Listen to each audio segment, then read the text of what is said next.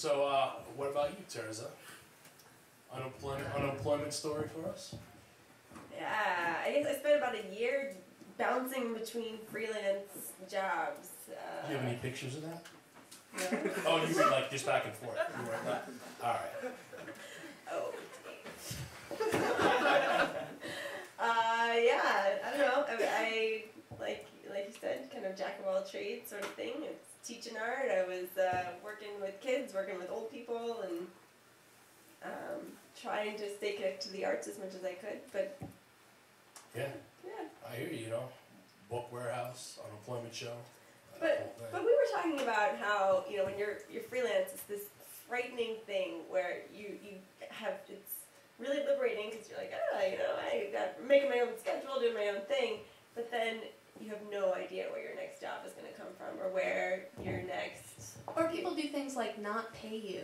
I mean, that's, you know, like you get a gig and you get really excited about it and you think, oh, that's going to cover an expense at a certain period of time, and then they just don't pay you.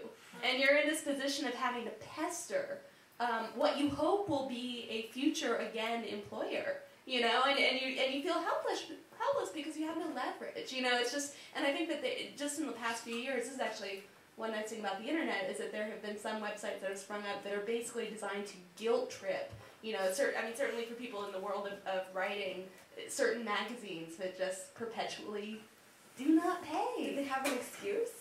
It's always, you know, one department's waiting on something from the other department, and, you know, it's just, this is the stuff, you know, it's, what's tricky is that even when you get the opportunities, sometimes they don't fall into place when you think they will, and there's no safety net. There's just none.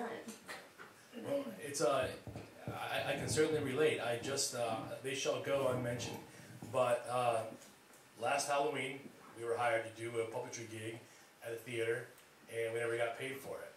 And I thought, well, we didn't have a real good turnout. You know, like tonight it's a full house here, but this is a big joint, and there was nobody there, and they put a lot into this. So I thought, well, maybe they didn't cover costs. They decided we're not going to pay these guys. They didn't bring anybody in, do a good job or whatever.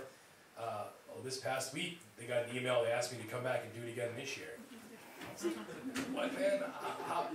Are you serious? You know, like, you know, so I said, we can do that. You got to pay us for last year first, and then this year, and half up front. Work on that. What do you have to say about it, Maya? You have something to say. I do. I'm employed by the fact that Butler Street businesses and Penn Avenue businesses are also employed, and as much as you can shop local, please do.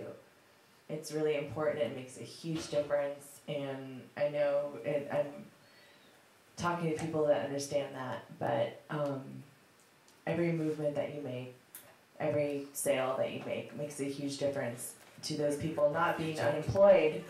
And we have, for example, Wagner's Shoes on Butler Street. It's been around for 150 years on Butler Street. I went there to buy some gorgeous clogs. They were 25% off. I just got a Zappos coupon in my email for free shipping. So I'm just saying, before you buy online, before you buy anywhere else, please consider the young entrepreneurs that are doing what you kind of want to do, and the young people that are out there. It's really important. I can totally get with that. Check out your Google Local and search for your stuff online, but then buy it offline right in your neighborhood. I'm down with that idea. Woo. So I think we were, yes, hey Google, endorse us. All right, so I think we're starting to veer towards an ending here, but I like the way this conversation is going. It matches up with some points that I have, some notes that I've written down. Whose responsibility is unemployment? When I say that, I mean sort of, you know, should we expect the government to create jobs for us? Is that reasonable? I mean, how well do they do other things? You know, like, I don't know. Question. I hate to like just jump in, but anybody who knows me knows that I just like constantly talk. No, actually, my next thing is like questions from the audience. So here we are. I mean, if you want an answer to the question you just asked, I think first the government needs to stop enabling large corporations to take away all the jobs that were there before. That's where they went. It's not that somebody needs to provide people something they don't already have or don't have a right to. It's that previously existing businesses have all gone out of business because of the unfair advantage given to companies that don't really need it and aren't really doing us any favors. So I mean, I think to me, that's the real problem. That's where they would need to start, is regulating the way those companies do what they do and stop them from taking away what people naturally create, and then let us create what we need to create, and then things will get better. Okay.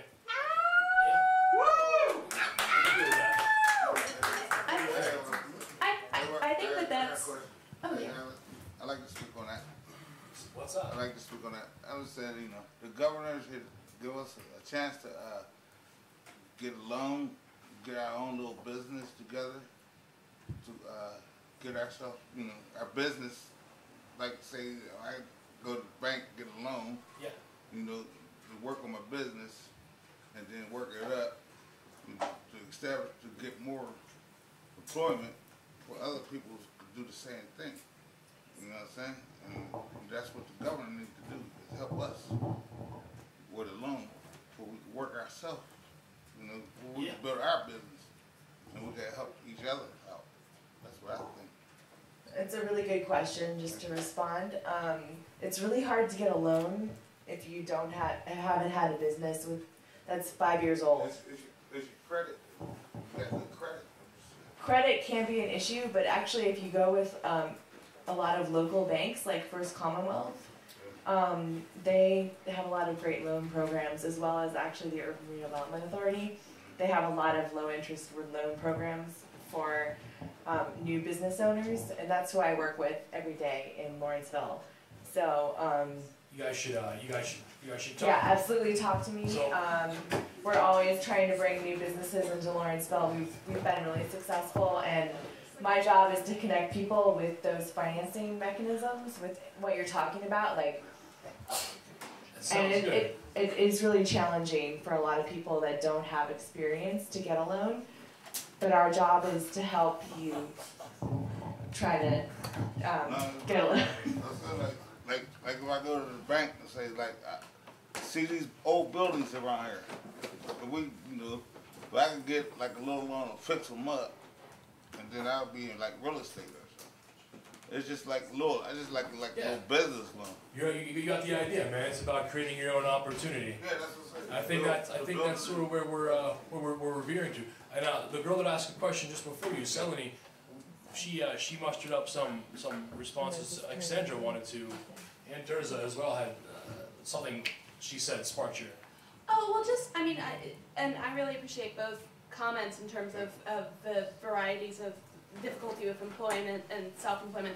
The other type of unemployment that's happening right now is a particular generation of students who were encouraged to go to certain types of grad schools, like law school or graduate school in the fine arts, where they were kind of told at the time, get this degree and there will be a market that will support you.